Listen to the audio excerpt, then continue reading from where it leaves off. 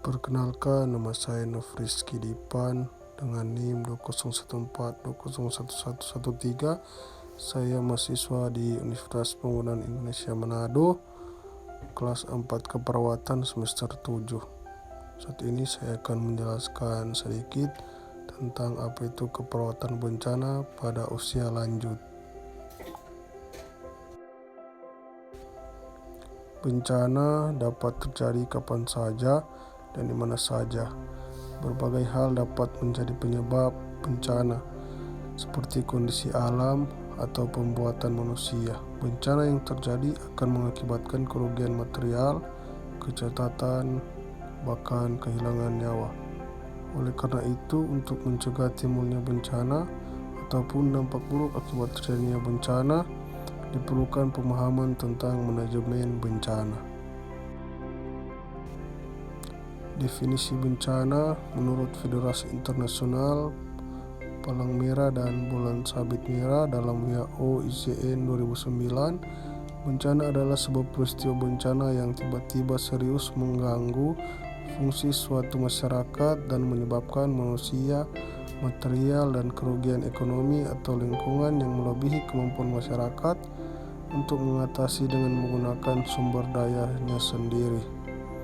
Menurut Undang-Undang Republik Indonesia Nomor 24 Tahun 2007 tentang penanggulangan bencana yang mengatakan bahwa bencana adalah peristiwa atau rangkaian peristiwa yang mengancam dan mengganggu kehidupan dan penghidupan masyarakat yang disebabkan baik oleh faktor alam atau non maupun faktor manusia lainnya, sehingga mengakibatkan timbulnya korban jiwa manusia, kerusakan lingkungan, kerugian harta benda, dan dampak psikologis.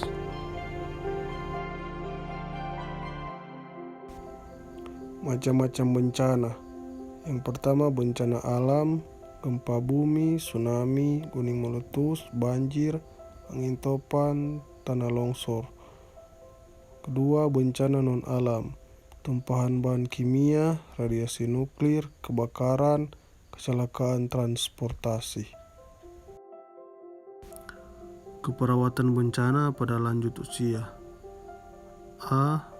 Dampak bencana pada lanjut usia. Lanjut usia selama hidupnya telah memiliki beberapa pengalaman kehilangan. Bencana pun akan menambah pengalaman kehilangan. Titik respon dari lansia ada beberapa hal yang sama dengan anak, yakni menjadi emosional, mengasingkan diri, bertindak seakan-akan kembali ke masa kanak-kanaknya.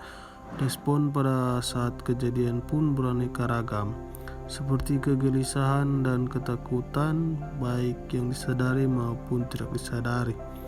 B. Manajemen keperawatan bencana pada lanjut usia saat bencana.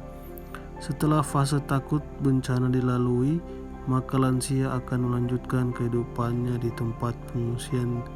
Titik perubahan lingkungan hidup di tempat pengungsian membawa berbagai efek pada orang lansia. C. Manajemen keperawatan bencana pada lansia setelah bencana. Yang pertama, rekonstruksi kehidupan. Orang lansia yang sebelumnya hidup di pemukiman sementara masuk ke tahap baru, yakni pindah ke pemukiman rekonstruksi atau mulai hidup bersama di rumah kerabat. Yang disebut pemukiman rekonstruksi memiliki keunggulan di sisi keamanan dan lingkungan dalam rumah dibandingkan dengan pemukiman sementara. Maka kondisi tidur atau istirahat dari orang lansia akan membaik. Yang kedua, mental care. Stres terbesar bagi orang lansia pada saat bencana adalah kematian keluarga dan saudara. Dukungan pengganti bagi orang lansia adalah tetangga. Titik di pemukiman rekonstruksi dimulai hubungan manusia yang baru, dan dokter keluarga pun dianggap memberi sokongan yang penting. D. Manajemen keperawatan bencana pada lansia sebelum bencana. Yang pertama, rekonstruksi komunitas. Bantuan untuk mengungsi terhadap orang lansia di komunitas berdasarkan kemampuan membantu diri sendiri dan membantu bersama di daerah setempat titik diperlukan. Penyusunan perencanaan bantuan pengungsian yang konkret dan bekerja sama dengan komunitas untuk mengetahui lokasi di mana orang lansia berada. Yang kedua, persiapan untuk memanfaatkan tempat pengungsian. Dari pengalaman pahit terhadap bencana, terutama saat hidup di pengungsian, dipandang perlu dibuat peraturan mengenai penempatan atau tempat pengungsian sekunder. Hal ini bermaksud untuk memanfaatkan sarana yang ada bagi orang-orang yang membutuhkan. Lansia berhasil mengatasi dampak bencana, didorong untuk mewarisi pengalaman dan pengetahuan yang diperoleh dari bencana kepada generasi berikutnya.